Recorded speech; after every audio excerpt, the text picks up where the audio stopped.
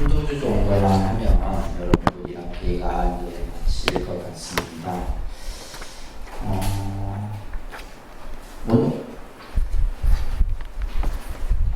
오늘이 7월 며칠이에요? 8일이죠. 자, 우리가 지금 초기 불교에 대한 내용들을 살펴봤습니다. 지난 시간에는 불교의 발생지인 인도의 여러 가지, 나중에 여러분들이 이제 인도 불교사를 2학기 때 배우실 때 더 접하시게 되는데, 그래서 베다 사상이라든지 우파니샤드, 또 그다음에 힌두 이런 문화들, 특히 이제 육사외도, 그죠? 이 육사외도 그런 부분들은 여러분들이 좀 잘 기억을 해두시고, 특히 이제 이 불교가 형이상학에 대해서 어떤 입장을 가지고 있느냐. 형이상학이라고 하는 것은 우리가 인지할 수 없는, 눈으로 보고 말 그대로 현실에서 증명될 수 없는 그런 것들에 대해서 불교는 어떠한 이제 예를 들면 있다 없다, 참이다 거짓이다 라고 하는 이런 어떤 입장에 있지 않다라는 겁니다. 그죠? 그래서 모든 것을 연기로서 설명을 하고 있고, 그래서 이제 여러분들 유명한 독화살의 비유 이런 것들도 기억을 꼭 해두시기 바랍니다. 아시겠죠? 결국 불교가 부처님의 가르침이 이제 향하는 그 궁극적인 목적은 뭐냐? 바로 중생의 괴로움의 문제다라는 거예요. 그래서 우리가 살아가는 현실 속에서 겪는 여러 가지 괴로움의 문제를 어떻게 하면 그것을 극복할 수 있느냐. 이제 그러기 위해서는 뭐요? 괴로움의 원인이 무엇인지를 알아야 되는 거죠. 그 원인을 알면 또 그것을 어떻게 그 괴로움의 문제를 극복할 것인가. 실천의 문제가 또 얘기되는 겁니다. 그래서 부처님의 가르침은 이런 것에 핵심이 있다는 것을 여러분들이 인식하면서, 여러분들 145쪽에 보면 5원 12조 18개라고 하는 이제 이 개념은 여러분들이 반야심경 공부할 때도 배웠었고, 늘 지금 이제 교리상에서 항상 언급되고 있는 이제 내용이에요. 불교는 이런 법수들이 많습니다. 법수라고 하는 것은 숫자를 앞에 두고 그 의미들을 설명하는 것들이 많아요. 예를 들면 삼법, 인사, 성제, 팔정도, 앞에 다 뭐가 있어요? 숫자가 있죠, 그죠? 이런 것들을 법수라고 해요. 그 다음에 삼보 뭐 등등 이런 것들 전부. 그래서 이 5원 12절 18개가 가지고 있는 의미가 무엇인지를 조금 이제 초기 불교 교설에서 중요하게 다루어지는 내용들입니다. 우리가 이제 이 불교는 아까도 말씀드렸듯이 우리의 고통, 우리의 삶의 괴로움의 문제로부터 그것으로부터 벗어나는 가르침이 바로 부처님의 가르침이에요. 그래서 부처님께서는 우리들이 살고 있는 이 현실 세계를 화택에 비유를 합니다. 화택. 그래서 법화경에 보면 이 화택의 비유가 나와요. 그래서 불타는 집소. 우리는 이제 불이 타고 있는 줄 모르고 있는 거죠. 마치 어린아이들이 불이 난 집 안에서 이제 놀이를 하다 보면 불이 났는지 모르고 있는 거와 똑같은 거예요. 그게 이제 법화경에 나오는 화택의 비유인데, 그래서 우리 중생들이 사는 이 세계가 바로 불이 활활 타고 있는 그런 이제 모습의 비유를 합니다. 또는 이제 고해의 비유를 한다. 화택과 고해의 비유.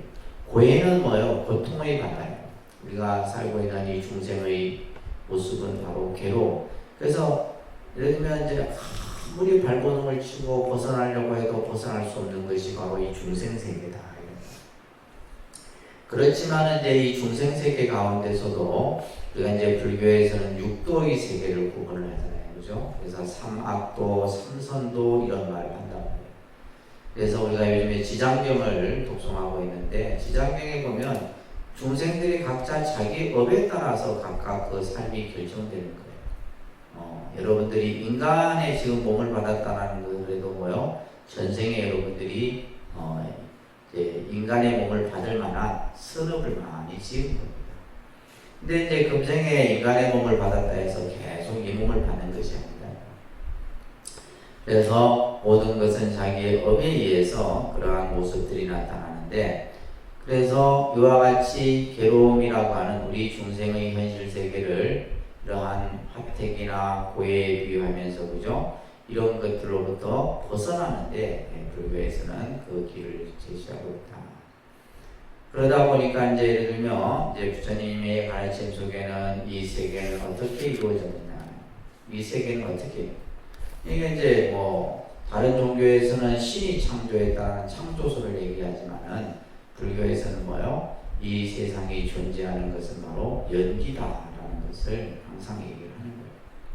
또 이 세상은 어떻게 구성되어져 있느냐, 그죠? 그리고 우리들이 이 세계의 어떤 가지가지 모습들, 세계 만상이 그 가지가지 모습들의 본체는 어떻게 분석될 수 있냐? 예를 들면 생명체가 살기 위해서는 어떤 요소들이 있어야 돼요? 우리가 이제 뭐 공기도 있어야 되고 물도 있어야 되고, 그죠?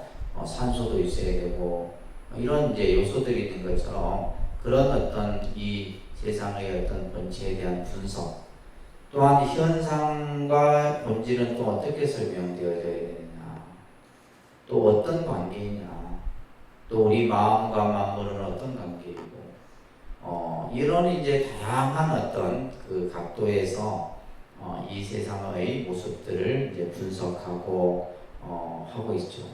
그래서 때로는 어떻게 보면 여기서도 언급하고 있듯이 천문, 지리, 지질, 생물, 원자 의 분야까지도 불교에서는 경전 내에서 이런 내용들이 설해지고 있는 거예요.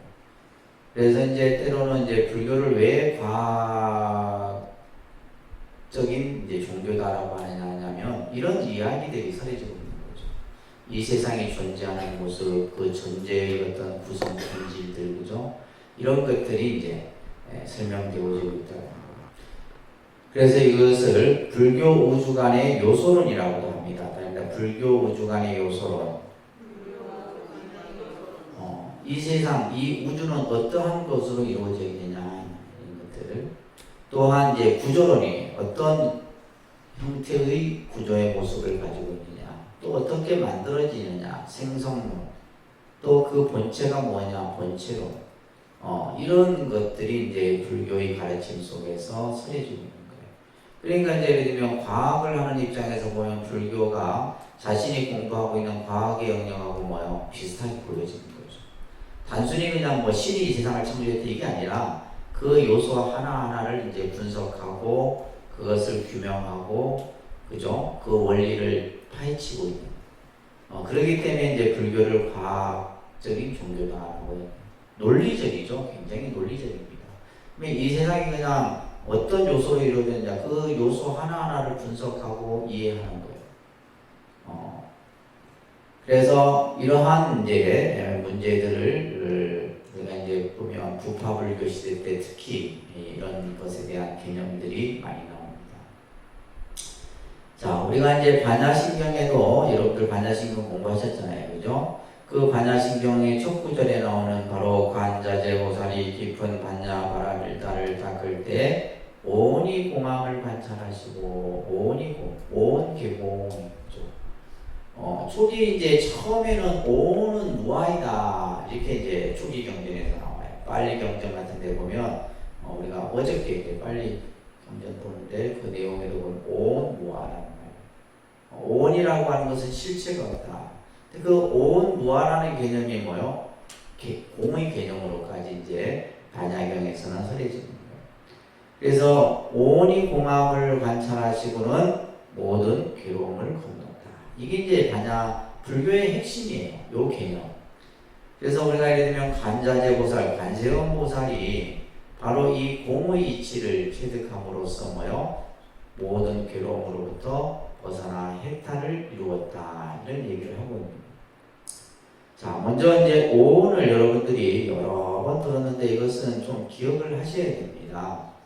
이 오온은 뭐냐면 인생의 현상을 분석하는 거예요.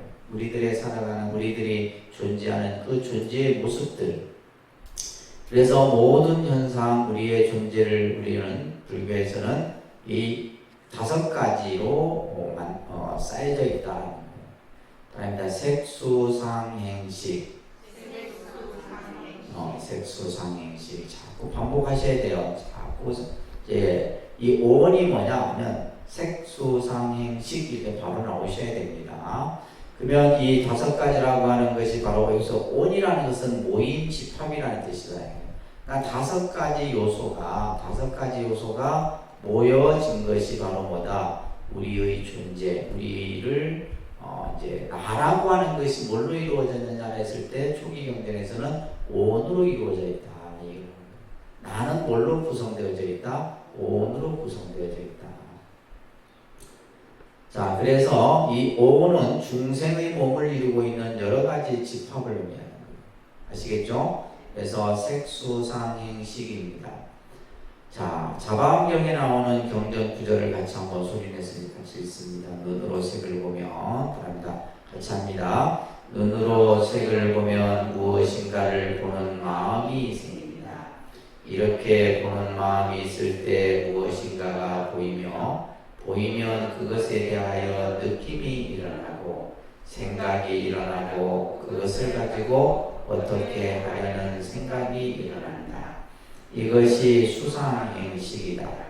보는 눈과 이들 4가지 수상행식을 사람이라 하면서 이들 오온에서 사람이란 생각을 하여 다음과 같이 말한다.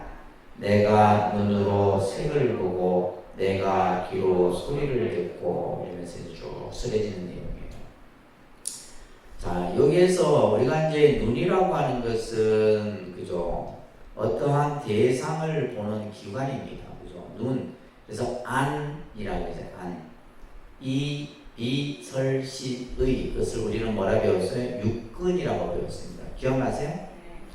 시험을 봐야지 여러분들이 공부를 하는데 시험을 안 보니까 그냥 듣고 한 귀로 흐르고 시험을 보면 머릿속에 기억이 되거든.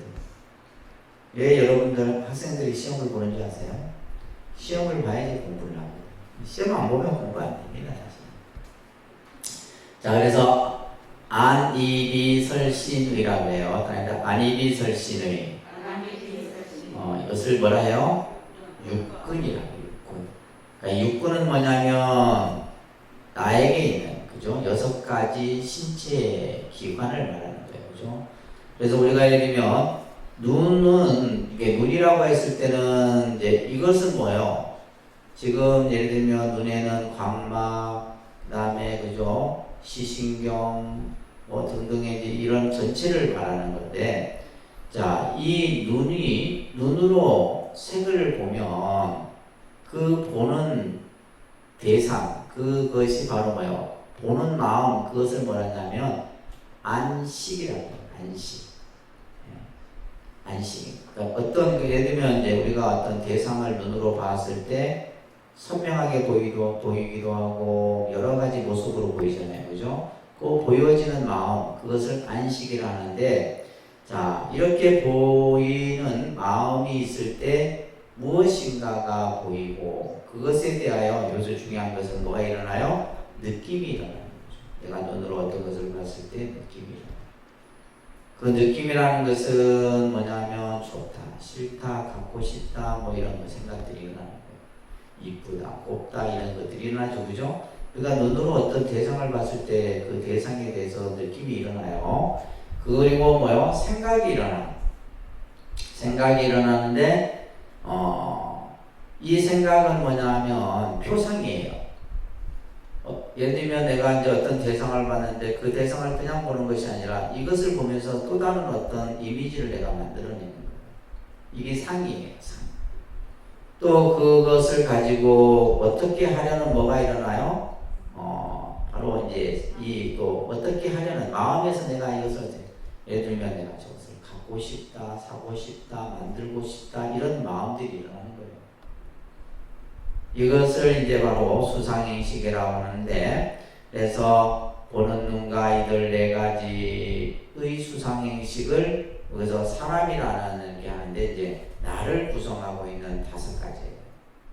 나라는 것을 구성하고 있는 5가지인데 결국 이 온에서 사람이라는 생각을 하고 그래서 내가 눈으로 색을 보고 내가 귀로 소리를 듣고 내가 그죠? 코로 냄새를 맡고 혀로 맛을 느끼고 하는 거예요. 이렇게. 자, 그래서 나를 구성하고 있는 5가지 요소 이것을 뭐라 한다? 온이라고 합니다. 아시겠죠? 어렵게 생각하지 말고 나한테 지금 내가 여러분들이 생활하면서 보고 듣고 느끼고 생각하는 것들이에요. 근데 우리는 이제 그것을 깊이 있게 생각 안 하지. 그냥 눈이 있으니까 보는 거고 귀가 있으니까 들리는 거고 그죠? 근데 그것이 보고 들리고 느끼는 가운데서 뭐가 일어나요? 중요한 건 뭐가 일어나? 번뇌가 일어난다. 보이는 것에, 들은 것에, 느끼는 것에 의해서 이제 여러 가지 84,000가지 번뇌가 다 거기에서 일어나는 거예요.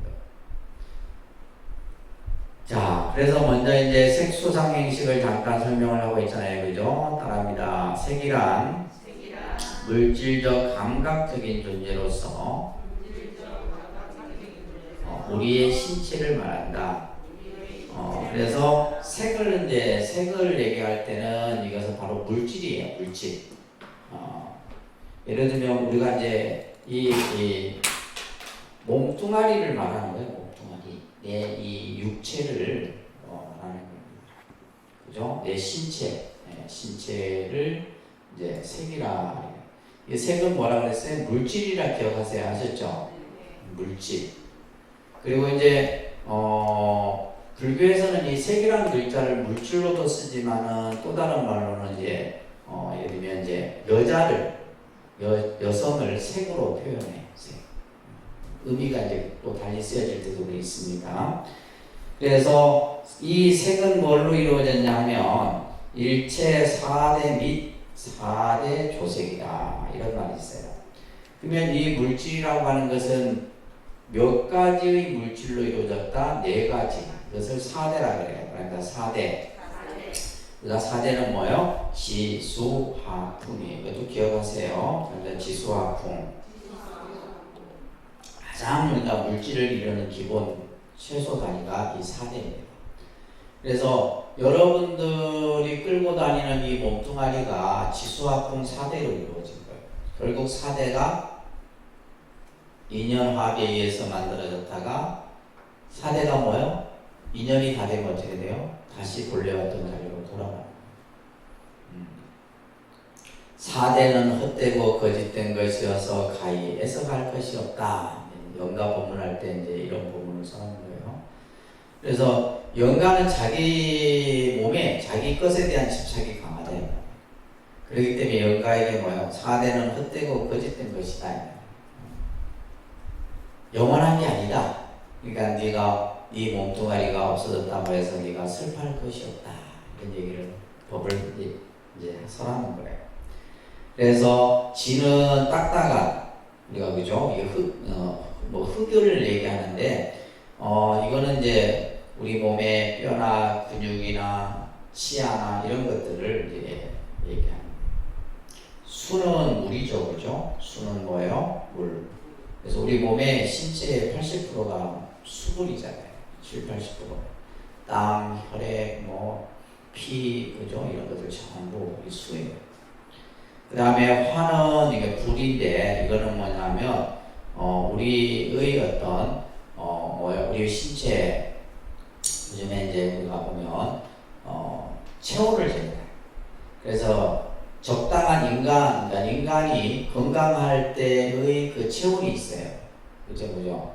그리고 예를 들면 이제 우리가 그냥 기분이 안 좋을 때는 뭐예요? 화가 나고, 이런 것도 전부 불과 관련. 그러니까 예를 들면 이제 그냥 맥박이 갑자기 뛴다든가 이런 것들이 전부 화와 관련된 것들. 그 다음에 풍은 뭐냐면 이는 호흡입니다. 바람인데 이거 뭐에 비유한다? 호흡. 그래서 이 지수화풍 4가지 요소로 이루어진 거예요. 아셨죠? 그 다음에 수라고 하는 것은 감수작용이라 얘기했죠. 수는 뭐다? 감수. 아까 이제 수라고 하는 것은 느낌이에요. 그죠? 느낌입니다. 그래서 숫자는 수라고 하는 것은 느낌이에요. 감수작용. 어떤 자극에 대해서 그것을 받아들이는 것을 말하요. 예를 들면 내가 눈을 통해서 받아들이고 귀를 통해서 받아들이고 생각을 통해서 받아들이고 이게 수의 작용이에요. 그래서 그것은 느낌에 해당된다. 그래서 예를 들면 어떤 것들이 있느냐 하면 괴롭다, 즐겁다, 그저 그렇다. 나는 막 그냥 그저 그렇다 이런 거 하잖아요. 좋냐 하니까 좋지도 않고 싫지도 않고 그저 그렇다. 이게 불고불락이에요. 이게 삼수학입니다. 삼수. 이러한 느낌들이 이제 바로 수의 감수작용. 상은 표상작용이에요. 다입니다. 표상작용. 이미지다, 이미지. 그래서 느껴서 받아들이는 것을 마음속에 떠올라서 그것을 또 자기 나름대로 이제 이미지를 만드는 거예요. 이게 표상작용입니다. 그러니까 우리가 어떤 대상을 그냥 이것을 예를 들면 이것을 이렇게 보는 것이 아니라 이것을 보고 뭐요? 내 머릿속에 또 다른 이미지로 만드는 거예요. 이게 이제 표상작용이라고 얘기합니다. 이거는 이성활동의 개념활동에 예를 들면 사람이 대상에 대해서 예를 들면 대상에 대해서 푸르다, 누르다, 길고, 짧고 뭐 등등등등 이런 것들인데 이런 것들이 이제 예를 들면 우리가 예를 들면 사람을 보고 저 사람 참 멋있다. 그럼 멋있다라고 하는 것은 이 사람의 뭐에 의해서 상에 의해서 만들어진 생각이에요. 그러니까 멋있다, 잘났다, 이쁘다 하는 그 기준이 없잖아요. 사람마다 다 틀려요. 그러니까 뭐가 틀리다는 거예요? 이 상이 다 틀리다는 거예요. 표상작용이 다 틀리다는 거예요. 어떤 사람은 똑같은 물건인데도 보면 이것을 보고 저 물건 참 좋다 이렇게 생각하는데 그건 별로야 하는 것은 상의 작용이 다른 거예요. 이것을 상이라 그럽니다. 아셨죠? 알겠습니까? 그래서 이것은 사물의 대상은 외계의 사물만이 아니라 자신이 기억한 예를 들면 보고. 그러니까 우리가 지금 일상생활에서 여러분들이 그러잖아요. 눈을 깜빡깜빡깜빡하고 머릿속에서 자꾸 이제 기억하고 이런 것들이 이제 전부 없어지는 게 아니에요. 미세한 의식 속에 남아 있습니다. 미세한 의식 속에 다 남아 있어요. 그래서 우리가 예를 들면 지금 눈을 깜빡깜빡하는 건 뭐냐면 내가 마치 사진을 찍는 것과 똑같아요. 내가 자꾸 기억을 하는 것은 뭐야? 기억 속에서 자꾸 저장. 근데 중요한 것은 우리가 이제 순간순간 그것을 인지하지 못하고 우리는 잊어버리죠. 요즘에 이제 가만히 보니까 이게 단어가 생각이 잘 안 나요. 이름도, 사람 이름도 생각이 안 나고.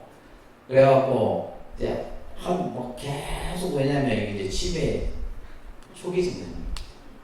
단어가 생각이 안 나요. 그게 전부 여러분들 뭐 때문인지 아세요? 휴대폰의 영향이. 이게 없었을 때는 예전에는 기억하려고 하고 자꾸 뭔가 내가 머릿속에 저장하려고 했는데 요즘에는 그냥 쓱 눈으로 한번 보고 지나가거든요. 그러다 보니까 이제 점점 컴퓨터 이런 것들이 사실은 안 좋죠. 그죠? 그 다음에 행은 이거는 의지작용으로서 이것을 사라 그래요. 생각.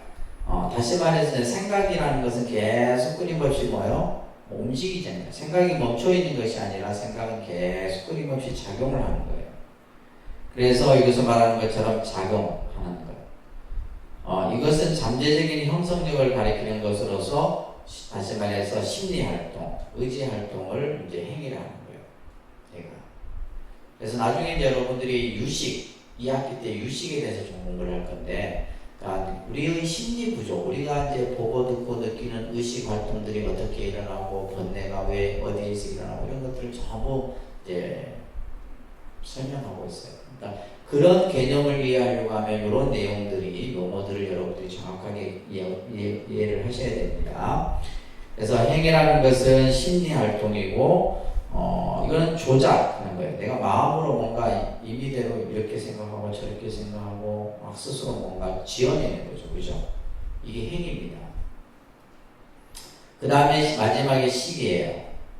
이 식이라는 것은 분별을 한다 이런 뜻을 가지고 있는데 바로 이제 이것은 인식 혹은 판단 작용으로서 어떠한 대상을 구별하고 인식하는 작용입니다.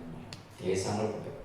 그래서 우리가 예를 들면 어떤 대상에 대해서 그것을 인식하고 또 판단하고 하는 것은 뭐의 작용? 식의 작용이다. 식의 작용. 예, 이것은 이제 의식의 작용인데, 근데 이 식도 이제 보면 이제 아까 유식이라는 학문에서는 이제 제5식, 제6식, 제7, 제8 이런 식으로 이제 식이 계속해서 점차적으로 설명되어집니다. 그래서 이제 식하면 이것은 여러분들 뭐다? 인식하는 작용을 얘기한다. 인식하는 작용. 아셨죠? 그래서 색수상 하나입니다. 색수상, 행, 식. 그래서 수상행식은 이것은 전부 뭐냐면 정신적인 부분이에요. 그죠? 정신적인, 다시 말해서 어떤 심리적인 요소들이에요. 그래서 우리가 예를 들면 물질과 정신으로, 그죠? 이루어져 있는 거예요. 뭐가? 나라고 하는 것이. 나라고 하는 이, 그래서 이것을 오온이라 얘기를 합니다. 꼭 기억하셔야 됩니다. 자, 이러한 오온은 그 다음 편에 보시면 물질과 정신적인 면으로 되어 있지만 이것이 자아에 대한 집착의 원인이 된다는 것에서 이것을 다른 말로는 오치온이라고도 설명해요. 오치온.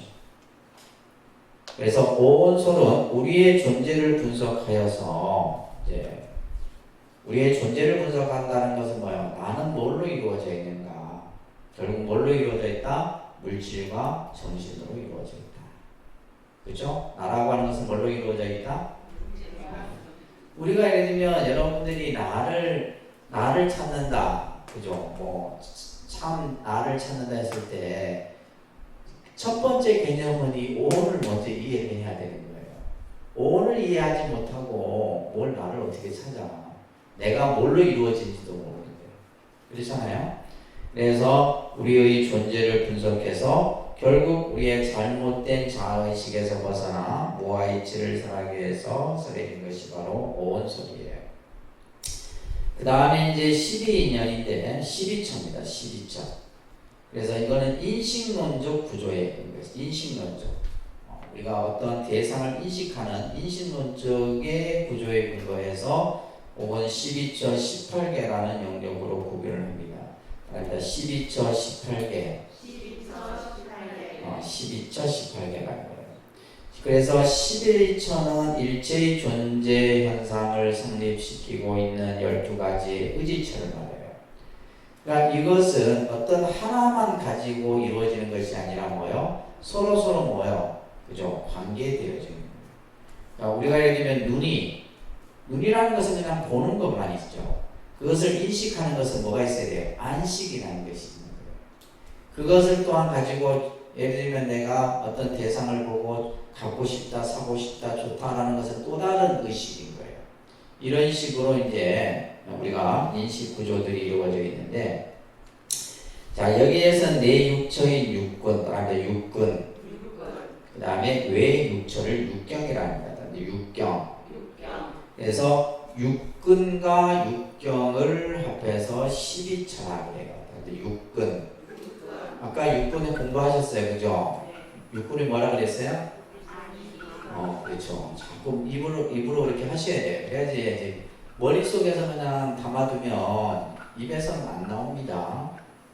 그러니까 안이비설신의 안이비설신의를 우리는 뭐다 한다? 육근이라 한다. 그죠? 안이비설신의. 자, 그러고 보면 불교는 굉장히 논리적인 거죠. 불교의 가르침은 우리의 구조, 예를 들면 우리의 인식의 어떤 과정 이런 것들을 이런 식으로 설명합니다. 나중에 이제 더 깊이 들어가면 더 어렵죠, 사실은. 그래서 육근, 육경이라고 합니다. 그죠? 자, 이것을 뭐라 한다? 12처라 한다. 12가지, 처는 장소를 뜻하는 거예요. 그래서 육경은 뭐냐 하면 하나입니다. 색성향 미촉법. 육경은 뭐라고요? 색성향 미촉법이에요. 색성향 미촉법. 아마 이제 이 5원 12처 이런 내용은 여러분들이 아마 오늘 시간이 마지막일 거예요. 다음에는 이제 이런 게 안 나와. 그러니까 이제 기본 과정에서 한번 어렴풋이 듣고 이제 여기서 한번 이제 제대로 듣는 겁니다. 자, 그래서 천안 만나는 곳으로서 작용을 일으키는 그런 문호라는 뜻인데, 육근과 육경이 만나서 뭘 발생시킨다? 육식을 발생시킨다. 이게 핵심이에요. 그러니까 육근이 육경을 만나서 육식이 일어난다. 이게 핵심이에요. 그래서 육식까지 하게 되면 이게 이제 18개가 되는 거예요. 그죠? 자, 이거는 다시 이제 똑같아요. 안이비설신이에요. 다른 거 안이비설신의. 여기에는 이제 육식은 여기에는 뭐가 이제 쓰냐면 안식, 식이라는 글자가 뒤에 붙는 거죠. 여기는 근이라는 글자가 붙고, 그 다음에 여기에는 경이라는 글자가 붙어요. 색경, 성경, 향경, 미경 이런 식으로. 그러니까 이런 것이 불교가 사실 어려운 거예요. 그러니까 처음 공부하는 분들은 이런 법수들, 이런 설명들이 처음 듣기 때문에 생소하잖아요. 그죠? 그러니까 안이비설신의 색성향미촉법. 자, 그러면 육근이 육경을 만난다 했죠. 그죠? 그러면 안근이 색경을 만난다라는 말은 눈이 색경이라는 것은 이 물질을 말합니다. 색은 아까 물질이라 했잖아요. 눈이 어떤 대상을 만나서 뭐가 일어나요? 그죠? 안식이 일어나는 거예요. 아, 뭐구나 라는 것을 우리는 알아차리는 거죠. 이게 노트북이구나, 이게 뭐구나, 이거는 뭐구나 라는 것을 안근이 색경을 만나서 안식이 일어나는 거예요. 그래서 내 육근이 육식 발생의 생리적 기초이고, 외육경이 육식의 대상이고, 육근의 육경에 대한 작용으로 말미암아서 육식이 일어나는 거다. 그래서 12처는 12입이라고도 합니다. 감각의 입구라는 뜻에서 예를 들면 눈을 통해서 우리는 어떤 대상을 보기 때문이에요. 또 귀를 통해서 소리를 듣고, 코를 통해서 냄새를 맡고, 이렇게 이해하시면 간단해요. 그래서 침투한다는 뜻으로도 육근과 육경이 서로 침투에 들어가기 때문에 12입이라고도 하고, 그래서 육근 중에 우리가 이제 앞에 5근을 말하면 시각, 청각, 후각, 미각, 촉각, 이것을 뭐라 그래요? 감각기관입니다. 그다음에 시각, 청각, 후각, 미각, 촉각, 이건 감각기관이고, 의근은 우리가 흔히 말하는 뇌에 해당돼요. 뇌에 해당돼요. 그래서 이제 이러한 이제 이 감각기관이라고 하는 이 오감이 사실 굉장히 중요한 거죠. 우리에 있어서 이제 아이들이 어릴 때부터 오감에 대한 이런 어떤 인지 능력이라든지, 또 여러분들이 커서도 마찬가지예요. 이 오감에 의해서 모든 번뇌가 일어나는 겁니다. 보고, 듣고, 느끼고, 생각하는 가운데서 모든 것들이 일어난다는 거예요. 그래서 불교에서의 의근의 주요 기능은 기억과 추리를 하는 기능이다라고 얘기를 하고 있습니다. 그래서 앞에서 얘기했듯이 이제 오근은 5가지 감각 기관을 얘기를 하는 거예요. 그래서 그 밑에 쭉 보시게 되면 안이비설신이는 6가지 감각 기관으로서 이것은 주관적인 거죠. 주관이라는 것은 나에게 있는 거예요. 그죠? 내 안에 있는 것이고, 색성향미촉법은 이거는 육경은 뭐요? 외적인 6가지예요. 그래서 예를 들면 눈은 물질을 보고, 그쵸? 눈은 어떤 대상을 보죠. 그 다음에 귀는 뭐예요? 소리를 듣고, 코는 냄새를 맡고, 혀는 맛을 느끼고, 이런 식으로. 그래서 이런 것들을 우리는 그냥 일상생활 속에서 자연스럽게 하는데, 이것을 이렇게 불교 초기 교설에서는 이것을 온 12처 18개라고 하는 개념. 이게 나중에 뭘 하기 위해서냐면, 우리가 대상을 어떻게 받아들이고 번뇌가 어떻게 받아들여서 일어나고 이런 것들을 설명하기 위한 거예요. 자, 그래서 12처와 18개는 떨어질래야 떨어질 수 없는 관계다. 그래서 12처의 기초 위에서 다시 뭐예요? 육식을 덧붙인 것이 뭐다? 18개예요. 이걸 잘 기억하셔야 됩니다. 온, 그죠? 12처, 18개. 12처는 육근과 육경이 서로 만나서 이제 이루어지는 12가지의 그러한 모습이고, 이제 육식을 더 붙이면 이제 뭐가 되는 거예요? 18개가 만들어지는 거예요. 이 18개는 이제 어떻게 보면 이 불교에서는 이 18개가 우주의 모든 현상을 포섭하고 있고, 또 우주의 총체적인 분류라고 얘기를 하고 있는 겁니다. 그리고 이러한 것들을 바탕으로 해서 우리의 어떤 인식 능력을 일으키는, 그래서 육근과 대상인 육경과 이것이 접촉해서 생기는 육식이 이제 만들어지는 거예요. 그래서 우리들이 말하는 인지의 어떤 전달 과정을 이제 이렇게 육근, 육경, 육식으로서 설명을 하는 겁니다. 그래서 눈이, 그죠? 근데 요게까지는 뭐냐면, 안식은 뭐냐면 보는 것만이에요. 보는 것만. 이것을 이제 분별하고 판단하는 것은 제7식에서 하는 겁니다. 여기서 하는 게 아니에요. 눈이, 예를 들면 눈이라는 것은 그냥 보는 것만이에요. 그러면 이 식은 뭐요? 소리를 듣는 거예요. 예를 들면 그 소리를 듣고 나서 기분 좋다, 기분 나쁘다, 이건 뭐예요? 여기서 하는 게 아니에요. 제7식에서 하는 거예요. 그걸 또 저장을 합니다. 마지막 그것을 저장하는 것은 제8식에서 하고, 또 예를 들면 코가, 그죠? 냄새를 맡고, 또 혀가 설식, 그 맛을 인식하고. 그러니까 인식까지 하니까, 예를 들면 내가 이제 단맛이다, 신맛이다, 짠맛이다라는 거예요. 근데 그거에 대해서 좋다, 싫다, 나쁘다라는 것은 다음 또 의식에서 이루어지는 거예요. 그러니까 이런 식의 이제 우리가 육분, 육경, 육식에 대한 개념들이 바로 이제 나라는 것을 중심으로 해서 우리의 어떤 인지 과정이라든지 의식 전달 과정들, 또 이것을 이제 우주의 전체 모습으로서 불교에서는 이것을 설명을 하고 있는 거예요. 자, 이런 것들을 기본적으로 이해하시면서 자, 업과 윤회를 좀 보도록 할게요. 이게 이제 초기 교설에서 중요한 내용입니다. 윤회와 업의 개념은 실제 이제 불교가 발생되기 이전부터 있었던 개념입니다. 윤회와 업 사상은. 그래서 윤회와 업은 불교 사상이 아닙니다. 아셨죠?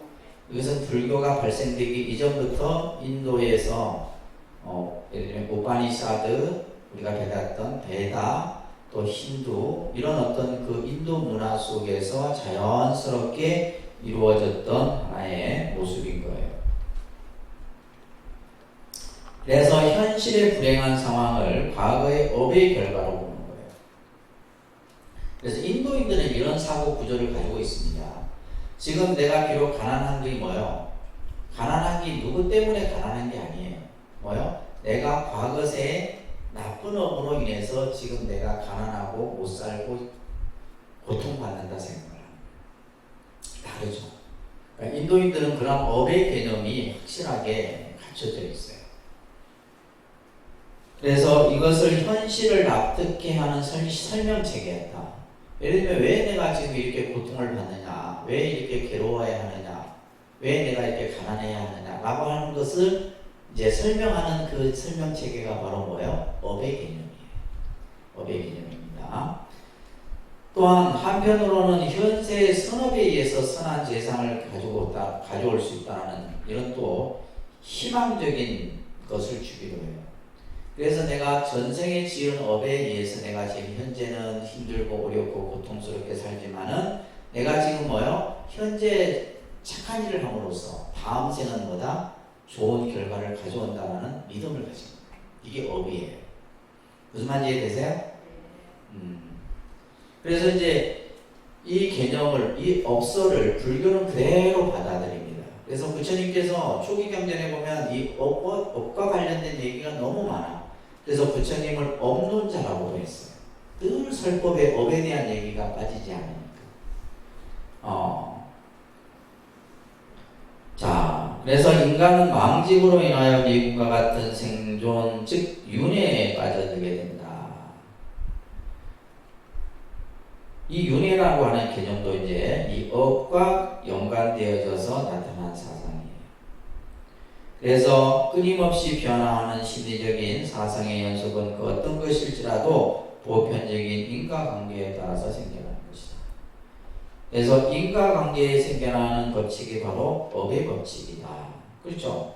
그러니까 이제 인과관계, 좋은 인연을 심었으면 좋은 결과를 얻고 나쁜 인을 심으면 결국 나쁜 과를 받는다. 그러니까 지장경에서 나오는 얘기가 전부 그 얘기예요. 지장경에서 나오는 이야기들이 전부 결국 중생이 왜 고통에 지옥의 고통을 받게 되느냐, 결국 우리 스스로가 지은 나쁜 업의 결과로서 그 결과를 죄업을 받게 되는 거예요. 그래서 모든 행위는 따릅니다. 모든 행위는 반드시 그 결과를 초래하게 된다는 것이다. 우리가 하는 어떤 행위든지 그 행위에 대해서는 반드시 뭐가 있다? 결과가 있다. 내가 선한 행위를 하면 선한 결과가 있을 것이고, 그죠? 악한 행위를 하게 되면 반드시 악한 행위를. 그래서 우리가 이제 이 업에 대해서 여러분들이 잘 이해를 하셔야 됩니다. 이러한 인과의 법칙에 바탕에 한 업의 관념을 처음으로 창출해내는 것은 붓다가 아니었다 이 말이에요. 아셨죠?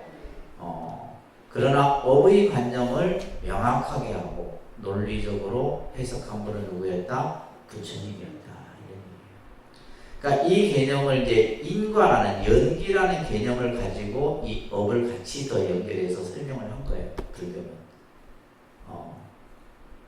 자, 그러면 업이라는 용어 잘 정확하게 여러분들 정리하세요. 까르마라고 합니다.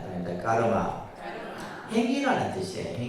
행위라는 뜻인데, 그래서 이 까르마라고 하는 이 단어 속에는 첫째 작용, 법식을 갖는다, 과를 분별한다, 이런 이제 이 의미들이 있는데, 결국 뭐요? 행위라는 뜻이에요. 행위. 그래서 우리가 예를 들면 보세요. 직업, 생업, 그러니까 우리가 이 업이라는 한자를 쓰는데 많이 쓰잖아요. 학업, 공부하는 행위잖아요. 그렇잖아요. 직업, 내가 어떤 일을 하는 행위를 직업, 업자를 다 쓰는 거예요. 예. 우리 이제 한자어에서 이 업이라는 개념. 그래서 우리가 예를 들면 이제 신체적 행위, 그 다음에 언어적 행위, 그 다음에 의지적 행위. 그래서 이것을 우리는 삼업이라고 하는 이런 개념들을 만들어내는 거죠. 따라합니다. 신업, 구업, 의업. 이것을 신구이 삼업이라고 하는 거죠. 그죠? 그래서 이제 우리가 기도할 때마다 정삼업진언, 삼업을 깨끗이 하는 진언을 또 우리가 한다 이 말이에요. 결국 이제 몸으로, 우리가 입으로, 생각으로 하는 이 세 가지를 이제 업의 기본 개념으로 설명을 하고 있는 거예요. 자, 업설의 기원을 보시면 선악의 업에 의해서 미래의 운명이 결정된다라고 하는 것은 이미 우파니샤드에도 보입니다. 우파니샤드의 사상 철학에서도 이런 개념들이 나타나고 있다는 거예요. 사람은 선업에 의해서 선인이 되고 악업에 의해서 악인이 된다. 그러니까 결국 뭐냐, 행위가 중요하다는 거예요. 행위. 그래서 부처님이 경전에도 그런 말이 있어요. 사람이 귀하고 천하는 것은 좋은 집안에 태어났다고. 그죠? 예를 들면 좋은 가문에 태어났다고 해서 그 사람이 귀한 사람이고, 천한 가문에 태어났다고 해서 천한 사람이 되는 게 아니다. 그 사람의 행위에 의해서 어떤 행위를 하느냐에 따라서 천한 사람도 되고 귀한 사람이 됩니다. 그래서 이제 예를 들면 이제 부처님 같은 경우는 신분이라든지 계급이라든지 이런 것들을 인정했어야 안 했어요. 인정하지 않죠. 결국 가장 중요하게 얘기한 것은 바로 행위예요. 아시겠죠? 그래서 좋은 행위에 의해서 우리는 좋은 모태의 수태가 되고, 나쁜 행위에 의해서 나쁜 모태. 결국 뭐냐면 우리가 좋은 부모를 만난다는 것은 결국 뭐예요? 내가 좋은 행위를 했기 때문에 만나요. 내가 예를 들면, 그래서 우리가 예를 들면 이제 그 부모와 자식의 그 인연이 좋아야지만 자식은 부모의 뜻을 거스리지 않고 순종을 하고, 그죠? 또 부모는 부모로서 그 자식을 잘 키워낼 수 있는. 근데 이제 그렇지 못한 경우들이 많잖아요. 요즘에 보면 그냥 부모가 자식을 죽이고 자식이 부모를 죽이고 이런 경우는 결국 뭐예요? 이것은 악연이에요. 악연. 쉽게 말해서 이제 원수를 갖기 위해서, 때로는 원수를 갖기 위해서 내가 막 원한이 많은데 그 원한을 갖기 위해서 그 부모의 태를 빌리는 경우가 되게 있어요. 근데 그 자식은 뭐예요? 맨날 속썩이는 거지. 여러분들 자식 중에 속썩이는 자식 있으면 저놈은 내 왼수다 생각합니다. 그래서 이런 이제 이야기들이 우파니샤드에서 설해지고 있는 겁니다. 그래서 우파니샤드 시대부터 업설이 존재하고 있었는데 이 업설은 이때 완성된 것이 아니라 불교로 이 개념이 이제 점차 이제 들어온 거죠, 그죠? 그래서 아함경 같은 경전의 초기 경전의 대표적인 경전이죠. 업에 관한 교설이 굉장히 많습니다. 그래서 불타를 업론자라고 하고 업가론자라고도 얘기를 합니다. 과거의 업이 현재의 상황을 결정짓는 것과 같이 현재의 업은 미래의 상황을 결정짓는다. 이거예요. 그래서 우리가 이제 지금 내가 현재의 행위의 결과의 모습, 결국 과거와 현재. 그래서 제가 이제 예전에도 늘 말씀드렸지만은 우리가 삼생을 동시에 가지고 살아간다 얘기를 하잖아요, 그죠? 우리는 삼생을 뭐예요? 동시에 가지고 살아가는 겁니다. 삼생이 뭐예요? 전생, 현생, 그죠? 내생 이렇게 이제 삼생을 얘기하는데. 우리가 예를 들면 전생은 과거생이에요. 현생은 지금의 생을 현생이라 하죠. 그죠? 그 다음에 내생은 여러분들이 이제 다음 기다리는 생인데, 지금 내가 현생의 모습을 봤을 때 우리는 지금 현재의 모습만 보면 안 돼요. 불교 공부를 하는 분들은 결국 내가 현생에 지금 살아가는 모습은 뭐냐면 이 전생과 연결된 거예요. 전생의 업이 현생에 그대로 나한테 이어지는 겁니다. 아시겠어요? 전생에 내가 지어놨던 어변들이, 그래서 그 어변들이 현생의 결과로서도 나타나기도 해. 그리고 내가 현생에 짓는 내 지금 업은 뭐예요? 내 생에 그대로 나타나겠죠. 그렇기 때문에 이제 부처님께서는 전생에 대해서도 내 생에 대해서도 집착하지 마라. 전생에 대해서 알려고도 하지 말고 내 생에 대해서도 걱정하지 말라. 왜? 지금 현생에 여러분들이 살아가는 모습을 보면 그대로 이게 다 투영이 되어 있어요. 그대로 다 투영이 되어 있다는 거예요. 여러분들이 전생에 뭐였을까? 현생에 지금 여러분들이 다 받고 있는 거 보면 알 수 있어요. 내가 그러면 다음 생에 어떻게 될까? 여러분들이 현생에 내가 지금 짓고 있는 것을 보면 알 수 있어요. 아시겠어요? 이 얘기를 이제 부처님이 초기 경전에서 굉장히 많이 설하고 있습니다. 그래서 우리의 행위에 의해서 결정된다라고 하는 것이 이제 강조되고 있는 거예요. 자, 여기서 중요한 말이 나옵니다. 과거에 얽매여 현재를 탄식하는 사람은 결국 이 사람은 운명론이에요. 그죠? 이 업의 개념을 운명론이 되어버리는 거예요. 그러니까 예를 들면 이제 지나간 과거에 얽매여갖고 지금 현재를 막 부정적으로 생각하고, 그죠? 이런 사람들이 있습니다. 또 예를 들면 현재에 있어서 미래를 바라보는 자는 미래를 개척하는 또 근거가 될 수 있다는 거예요. 행위의 결과를 그 사람이 밟지 않으면 안 된다는 것은 의지의 자유를 인정함으로써 비로소. 그래서 우리가 이제 신에 의해서 인간의 운명이 결정된다라고 보는 뭐 신의론이라든지, 그죠? 우연론이라든지 숙명론, 이런 것들은 불교에서 인정해요, 안 해요? 인정 안 합니다. 아셨죠? 신이 모든 것을 결정하고, 또 뭐 어떤 일이 우연히 일어나고, 우연은 없습니다. 필연이지, 필연. 일어날 때 일어나는 거예요. 여러분들이 뭐 우연히 생겼다 이런 생각 절대 하지 마세요. 우연은 없습니다. 전부 뭐다? 인연이 되어 있어요. 인연이. 모든 것은 인연이 있는 것이지 우연이 아닙니다. 또 숙명론, 결정되어진 것이 그대로 변하는 거예요. 우리의 운명은 변하는 것이지 결정되어져 있는 것은 아니다. 그래서 업설도 극단적으로 기계적으로 해석하면 숙명론에 가까워지겠지만, 이 말이 중요한 거예요. 연기설과의 관련하여 업설을 이해할 때는 연기설, 여기서 중요한 말은 불교는 뭐냐면 이 업설을 그냥 업설 하나만을 가지고 얘기한 것이 아니라 연기의 개념을 가지고 이것을 설명하기 때문에 업설을 이해할 때는 바로 뭐요? 의지의 자유, 노력의 결과를 인정하는 업설이 만들어져요. 불교의 업설은 다른 점이 이겁니다. 그러니까 예를 들면 운명이 결정되어졌다거나 뭐에 의해서 신의 뜻에 결정됐다거나 우연이 됐다라고 하는 이런 부분들은 인정이 안 되는 거예요. 모든 것은 뭐요? 내가 그죠?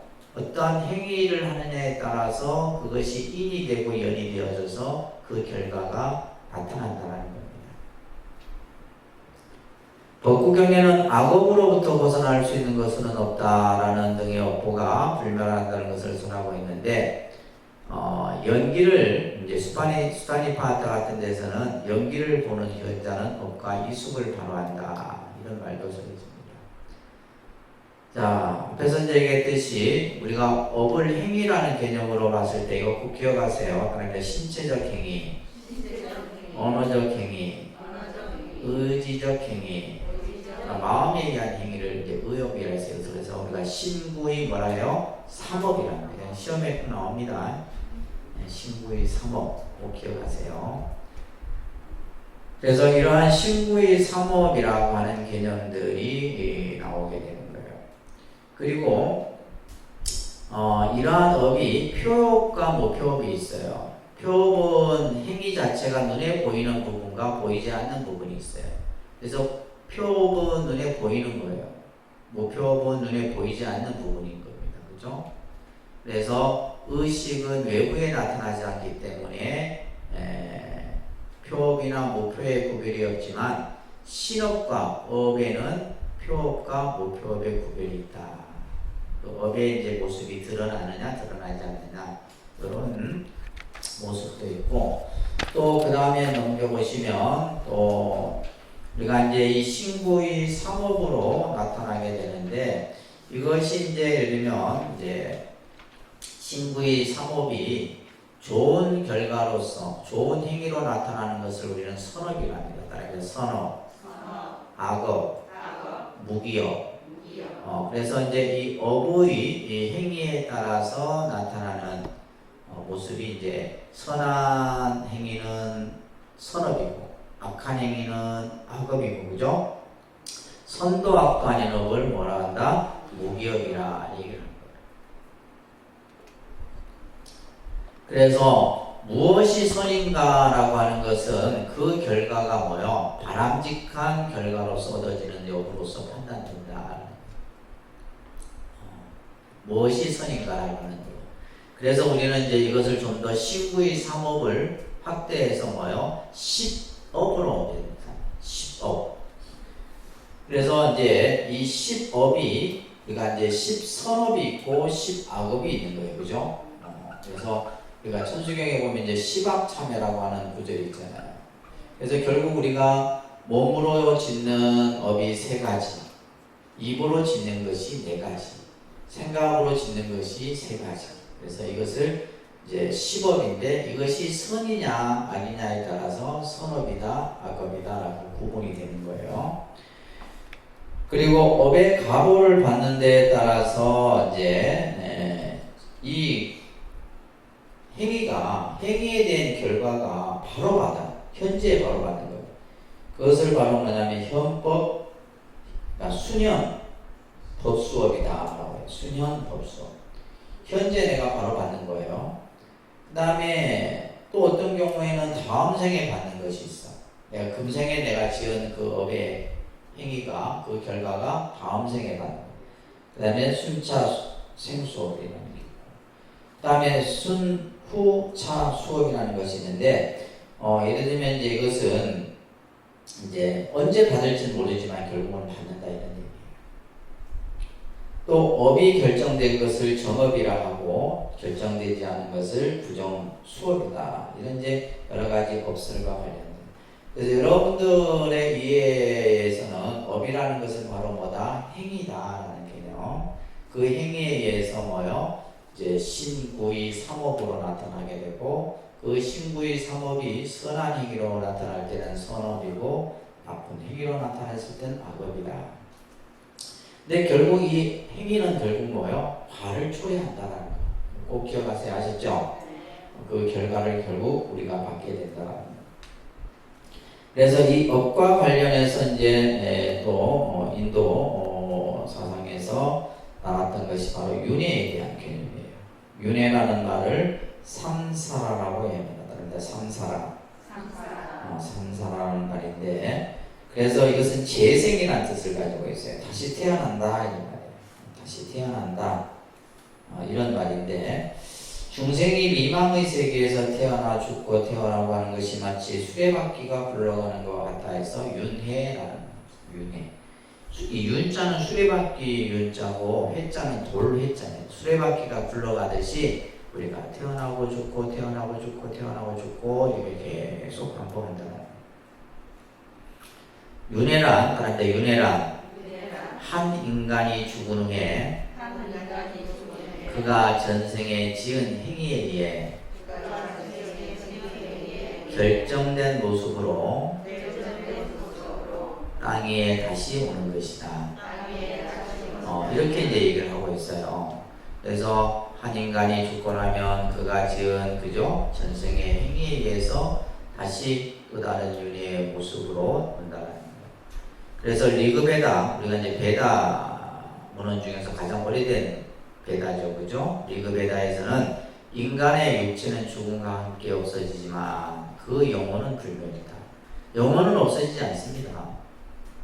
그러니까 육신은 없어지잖아요. 그리고 아까 지수합성 4대로 이루어진 이 몸뚱아리는 결국 숨이 다 끊기고 나면 이거는 이제 본래 왔던 자리로 돌아가 버려.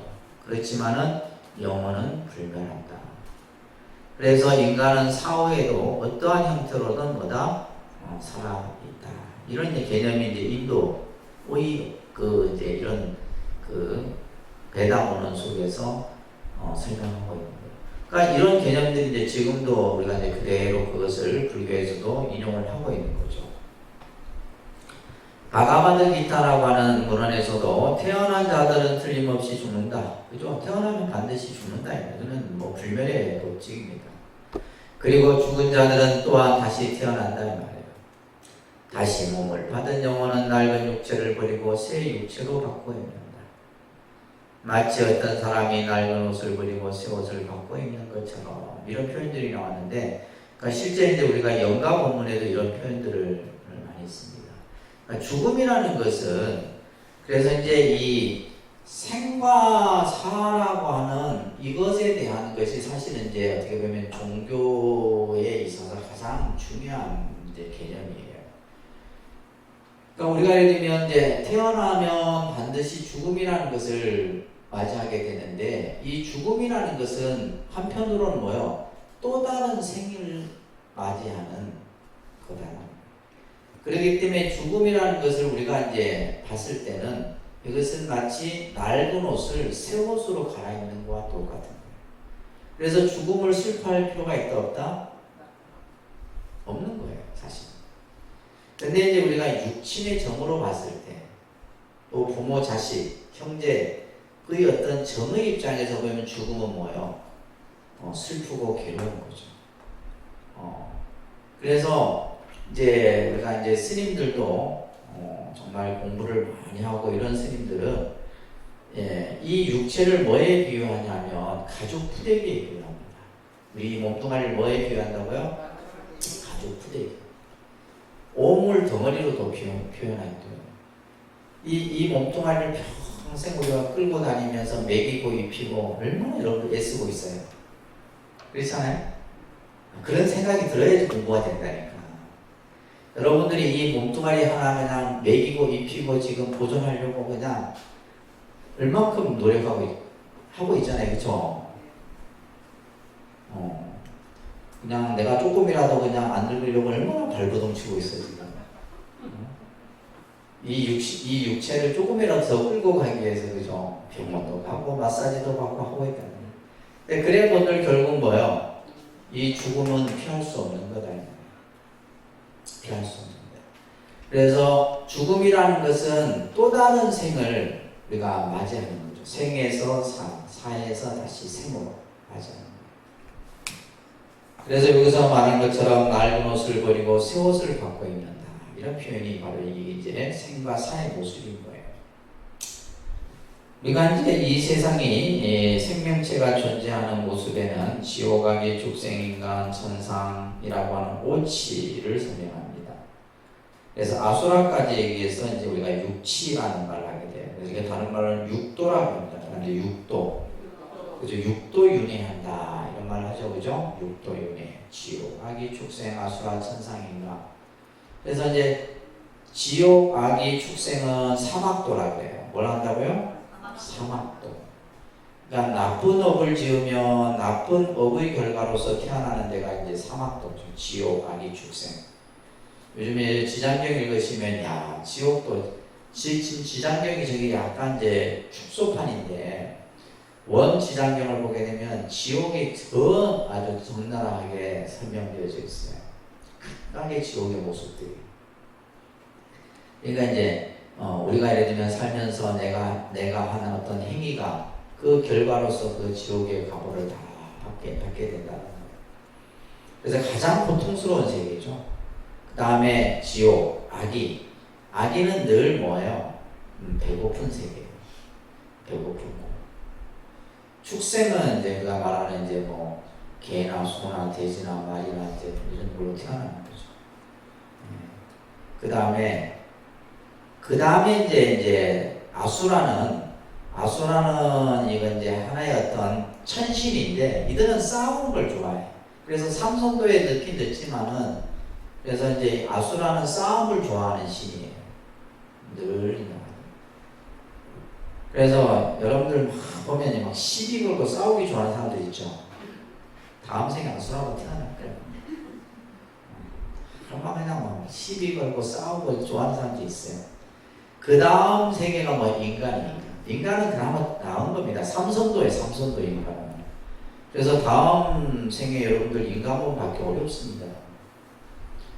금생에 참 그래도 내가 이 인간몸 받은 건 내가 복을 참 많이 지었기 때문에 생각을 하셔야 돼요.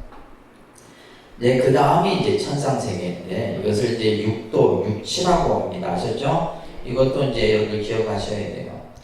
근데 이제 우리가 중생이 이 세상에 태어나는 데는 네 가지로 이제 태어나는 모습들이 있어요. 이것을 사생이라 합니다. 그러니까 사생. 태난, 습파. 그죠? 이거 사생이에요. 이것도 외우셔야 돼요. 태로 태어나고, 알로 태어나고, 습기로 태어나고, 변화해서 태어나요. 모든 생명은 이 네 가지 모습으로 태어난다는 거예요. 그래서 사생육도 이렇게 얘기합니다. 사생육도 윤회다. 이런 말을 하는 겁니다.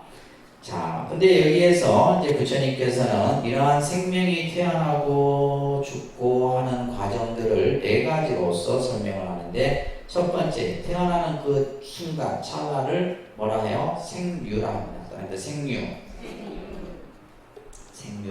합니다. 태어나는 순간을 생류예요. 그리고 태어나서 이제 죽을 때까지, 그죠? 살아있는 그 기간을 말해요. 이것을 뭐예요? 본류라고 합니다. 본류. 그 다음에 이제 죽음이라고 하는 것을 이제 우리는 그 순간을 사유라고 해요. 죽음 그 순간을 뭐라 해요? 사유. 자, 여기에서 이제 중요한 것이 이 사유로부터 아까 이제 사는 결국 다시 뭘 하기 위한 거예요? 태어나기 위한 거예요. 그래서 죽음이라는 그 시간에서 다시 생의 시간을 받는데 그 기간이 49일이에요. 그래서 이제 49일이 이제 망자에게는 중요한 시간인 거죠. 그리고 이 기간을 뭐라 한다? 중류라고 합니다. 근데 중류. 이거 기억하세요? 중류. 그리고 이때 이 49일 동안에 이제 육체는 없어졌잖아요. 육체는 없어졌지만은 아까도 그랬듯이 영혼은 남아 있는데 그 영혼의 몸을 우리가 이제 보통 중음신이라고 해요. 그러니까 중음신. 형체가 없는 겁니다. 그러니까 여러분들이 그러면 중음신을 어떻게 이해하면 가장 이해하기 쉽냐면 이거예요. 내가 지금 밤에 잠을 자기 위해서 누워 있어요. 누워 있죠. 내가 누워서 잠을 잡니다. 잠을 자는데 내가 꿈을 꿔. 꿈을 꾸게 되면 꿈속에는 뭐요? 또 다른 몸이 하나가 생기는 거예요. 나는 지금 누워있는데 뭐요? 예를 들면 내가 악몽을 꾼다. 막 누군가로 막 쫓겨서 막 어디로 막 뛰어가. 이거는 뭐예요? 내가 누워있어 벌떡 일어나서 뛰어가는 게 아니잖아. 내가 누워있는데 내 안에서 또 다른 내가 만들어진 거예요. 이게 중음신이에요. 그러니까 우리가 예를 들면 여러분들이 살아있을 때도 이 육체가 있을 때도 이 중음신의 모습이 나타나는 거예요. 이해되세요? 내가 분명히 꿈을 꾸고 있지만은 내가 내 몸이 또 하나가 생겨서 꿈속에서 내가 어디를 가고 누굴 만나고 이런 온갖 것들. 근데 내가 딱 꿈을 깨는 순간 뭐요? 나는 그대로 누워있는 잠을 자고. 그죠? 내가 지금 꿈속에서 내가 어디를 갔다 오고 어디를 보고 이런 것들이 이제 기억에 남는 사람도 있고 꿈을 꿔도 기억이 안 나는 사람도 있고 한데 바로 이 중음신이에요. 중음신. 이 중음신은 어디에도 걸림이 없어요. 가고 오에 있어서 걸림이 없어요. 그래서 예를 들면 이제 이 망자가 내가 생전에 가지 못했던 곳, 보고 싶었던 곳, 만나야 될 사람 못 만났던 곳 다 갑니다. 다 가는 거죠.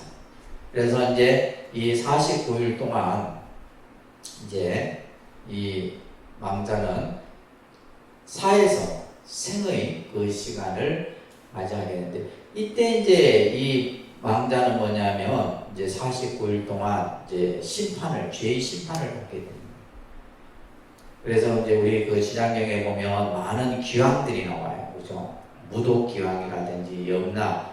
그래서 예를 들면 이제 염라대왕을 비롯해서 이제 명부에는 10명의 대왕들이 있는데 이 대왕들이 이제 여러분들을 심판하는 거예요.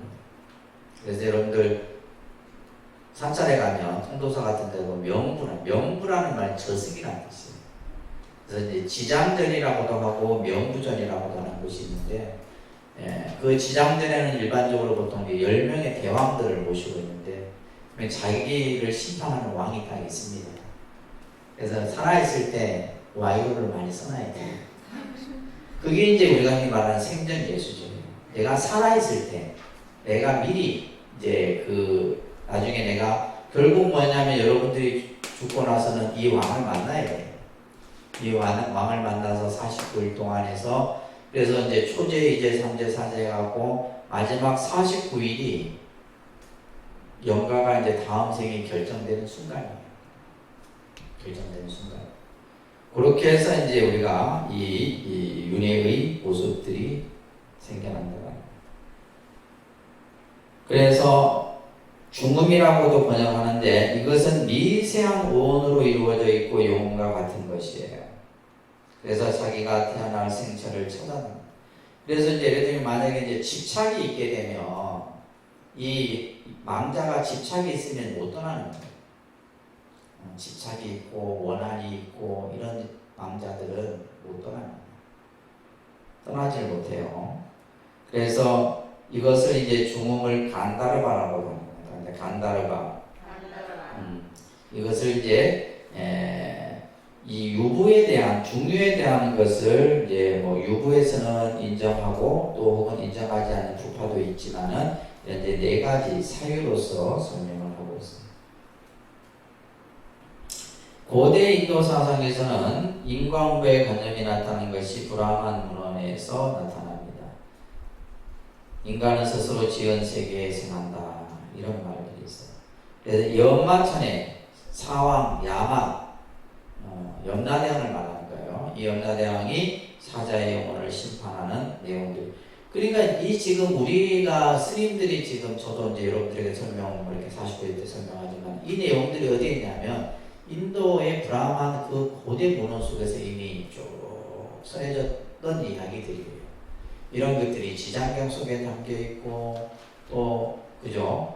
일반 어떤 이야기 속에서도 내려오고 그러니까 우리가 예를 들면 우리나라 그 오래된 전설의 고향 속에서도 그게 다 그대로 인용해서 그래서 아마 우리나라 사람들이 이 저승사자에 대한 개념은 전설의 고향이 가장 클 거예요. 그러니까 전설의 고향의 내용의 핵심이 뭐냐면 나쁜 짓을 하면 그죠? 죄를 받는다. 이 내용이거든. 권선징 아니에요, 권선징. 그래서 예를 들면 원한을 가지면 그죠? 원기가 된다. 이런 내용들이 전설의 고향의 주로 내용이잖아요. 그래서 여러분들에게는 각자의 뭐가 있냐면 명부가 있습니다. 각자의 자기 뭐가 있어요? 여러분들 호족등본처럼 호족등본에 보면 내가 태어난 곳이 어디고 부모가 누구고 어디에서 태어나서 어디로 옮기고 어디로 살아가고 쫙 다 나오죠. 나와요 안 나와요? 그와 똑같은 거예요. 그래서 이제 이 명부는 여러분들이 태어나는 순간부터 딱 숨이 끝나는 그 순간까지 다 기록을 해요. 지금도 기록하고 있습니다. 무서운 거예요, 사실은. 그래서 내가 숨이 딱 끊기는 순간 이 명부를 내가 가지고 이제 이 대왕 앞에 가서 심판을 받는 거예요. 그런 얘기들이 지장경 같은 데서 다 써지고 있는 겁니다. 그래서 이 영혼을 심판받는 내용을 보이고 있지만 사후의 세계에서는 다시 어딘가로 윤회한다라는 사상은 보이지 않고 있어요. 브라만 논문에서는. 그러나 사후에 다시 죽는다는 것에 대한 공포는 강하게 표명되어 있고 그렇기 때문에 제식을 행하고 의를 하는 것이 또다시 죽지 않고 영원히 사는 길이라 설하고 있다. 그런데 이제 이러한 것들이 이제 명확하게 나타나는 것은 우파니샤드 시대예요. 인도의 그런 어떤 종교나 사상 속에서 이런 어떤 그 윤회의 주체와 또 인과 공부에 대한 개념이 명확하게 나타나는 것은 어느 시대? 우파니샤드 시대. 여기에서 이제 그 오하 이도설이라 해서 그러니까 사람이 어떻게 윤회하느냐, 사람이 죽고 나서 다음 생을 어떻게 받느냐라고 했을 때 오화설이라는 개념이 있는데 이게 뭐냐면 화장을 해요. 화장을 하게 되면 그 화장의 연기가 하늘로 올라가요. 올라갔다 그것이 비가 되어서 땅에 내려와서 그것이 곡식이 되고 그것을 인간이 먹고 또 다른 생으로 태어나고 이런 식의 설명이, 그러니까 우리가 이거는 지금 수천 년 전에 지금 이 얘기를 하고 있는 거예요. 그래서 인간이 죽어 화장을 하게 되면 영혼은 달로 들어가고 이어서 비가 되어 지상에 내려와 쌀보리와 같은 식물에 흡수되고 남자가 이 곡물을 먹으면 정자가 되고 지구의 모태로 들어가서 다시 태어나. 그러니까 이런 이제 설명들이 이 우파니샤드에서 설해집니다. 이도설도 마찬가지예요.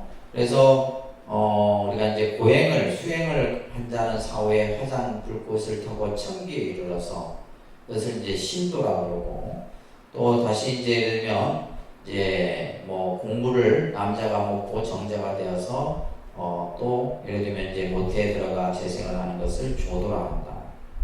이런 개념들이 이제 오하 이도설이라는 개념으로서 설명이 되어 있는 겁니다. 그래서 이러한 이제 윤회 사상을 바탕으로 해서 재생 사상이라고 해요. 재생. 윤회를 다른 말로 재생, 다시 태어나는 거예요, 그죠? 그래서 이것은 결국 뭐냐면 그 원인은 뭐다? 까르마다. 내 행위에 의해서 다음 생이 결정되는 겁니다. 그래서 해탈 사상이라든지 또 재생의 주체인 아트만 이런 것들이 이제 인도 사상에서 설해지고 있습니다. 자, 윤회의 원리는 대단히 간단하다. 따른데 영혼은 다른 세계에서 정해진 기간이 지나면 이 지상이나 다른 곳에 그의 까르만을 가지고 오게 된다. 우리가 이제 이 영혼이라는 것은 어느 세계에 있든지 그것이 그 기간이 다하게 되면 또 다음 생을 받게 되는데 이때 항상 따라다니는 것이 바로 뭐다? 까르마다. 행위다. 업이다. 업. 자, 그래서 말합니다. 까르만의 장고가 새로운 생을 결정짓는다. 그죠? 내 행위의 그것을 이제 우리가 업습이라고 해요. 업습. 내 행위의 그 남아있는 습기가 새로운 생을 결정을 하게 되는 거예요. 그래서 영혼이 다시 태어날 종족이라든지 세계라든지 계급이라든지 성이라든지 모습이라든지 이런 것들이 전부 뭐다? 행위의 업의 그런 어떤 모습들이다. 그러니까 여러분들의 얼굴 모습이 다 각기 다르죠? 업이 각기 다르기 때문에. 아시겠어요? 각자의 업이 다르기 때문에 쌍둥이도 나중에 성장하면서 달라져요. 예를 들면 환경에 의해서 모습이 달라지기도 하고 또 그 쌍둥이일지라도 비슷하지만은 성장하는 과정 속에서 생각하는 것, 자기가 하고 싶은 거에 따라서 또 달라져요. 모습이 달라진다니까. 그래서 여러분들의 얼굴 모습이 결국 여러분들의 업의 모습이에요. 아시겠어요? 자, 그래서 이러한 이제 윤회와 관련된 이야기들이 이러한 이제 인도의 고대 문헌에서부터 이제 불교의 사상까지 이렇게 이제 나타나는 겁니다. 윤회 이론의 특징을 보면 윤회라고 하는 것은 혼돈과 질서를 끌어준다. 그래서 윤회는 인도의 모든 철학과 사상의 바탕에는 이제 윤회 사상이 자리 잡고 있게 됩니다. 또 윤회 이론은 인도인들에게 여러 가지 이론 체계들을 구별할 수 있는 촉도가 되었었고, 또 윤회 이론은 뭐요? 어떻게 보면 종교적인 교리 혹은 또 윤리적인 공리 이상으로서 설명되어졌다는 거예요. 그래서 지금도 이제 이 인도인들은 윤회, 까르마 이 두 가지에 대한 믿음은 확실합니다. 이 사람들 아시겠죠? 그래서 이것이 이제 예를 들면 불교 신앙, 그러니까 불교적인 종교적 신앙이 강한 그 민족일수록 이 강해요. 그래서 우리가 동남아 불교권 있잖아요. 태국이나 스리랑카 이런 쪽에는 굉장히 강하죠. 그래서 이 사람들을 보면 가난하든 내가 못 살든 내가 뭐 예를 들면 어떠한 불행한 일을 당하든 간에 그것은 결국 뭐다? 내가 내 행위의 결과의 모습으로 받아들이는 거예요. 그렇기 때문에 예를 들면 부모를 원망하거나 그죠? 누구를 탓하거나 이러한 것들이 하잖아요. 그러니까 원망이 없으니까 원망이라든지 어떤 내 마음 속에 분노 이런 게 없으니까 이 사람들은 가난할지언정 마음 얼굴이 편안한 거예요. 근데 우리나라 사람들은 다르거든. 좀 더 서울역 이런 데 가면 이제 글씨가 예를 들면 이제 그죠? 이렇게 좀 뭐라 그래요? 이렇게 이제 남한테 얻어먹고 살고 이렇게 가난하게 살고 이렇게 힘들게 사는 사람들 보면 공통된 점이 뭐냐면 얼굴이 다 그죠? 뭐랄까 불만투성이에요. 얼굴이. 그건 뭐냐면 내가 지금 이렇게 힘들고 가난하고 어렵게 사는 것은 누구 때문이다? 첫째 부모, 형제, 그 다음에 사회, 국가 전부 다 탓을 합니다. 근데 아까도 얘기했듯이 이제 이러한 윤회 사상이나 업에 대한 개념을 확실히 믿고 있는 이런 사람들은 내가 비록 가난하고 힘들고 어렵지만은 얼굴만은 편안해요. 마음이 편안하다는 거예요. 이것이 차이인 겁니다. 아셨죠? 자, 그러면 이제 윤회의 요소를 잠깐 보게 되면 결국 윤회를 만들게 되는 가장 중요한 요소가 아트만, 까르마 이런 것들이에요. 그죠? 아트만, 까르마인데 그래서 아트만은 윤회의 주체이고 그러니까 아트만은 뭐라고요? 윤회의 주체이고 까르마, 업은 윤회하게 하는 원동력이다. 그리고 브라마는 윤회 이론의 직접적인 요소는 아니지만 윤회의 근본 목표인 해탈의 요소이기도 하다. 그래서 이제 이 불교가 실질적으로 이제 초기 교서 같은 경우는 인도의 여러 가지 사상들, 아트만 사상, 그 다음에 윤회 사상, 업사상, 해탈 사상 이런 개념들이 불교에서 그대로 이렇게 수용이 되어져서 그것이 이제 부처님께서는 그대로 쓰기로 했지만은 또 이런 것들을 연기라든지 그죠? 또 우리가 이제 불교 같은 경우는 무아의 개념을 얘기했잖아요. 아까 아트만이라고 하는 것을 이제 이 브라만 사상에서 얘기를 한 반면에 불교에서는 무아. 그래서 부처님께서는 받아들일 것은 받아들이되 이것이 이제 또한 이치에 맞지 않을 경우에는 불교적인 개념을 만들어서 이것을 좀 더 확대시키는 이러한 교리적인 모습들이 초기 교설 속에서 보여지고 있다라고 볼 수가 있습니다. 아시겠죠? 자, 그래서 오늘은 이 정도로 하고 보면 다음 시간에 마무리 그냥 한번 두 번은 해야 되겠죠.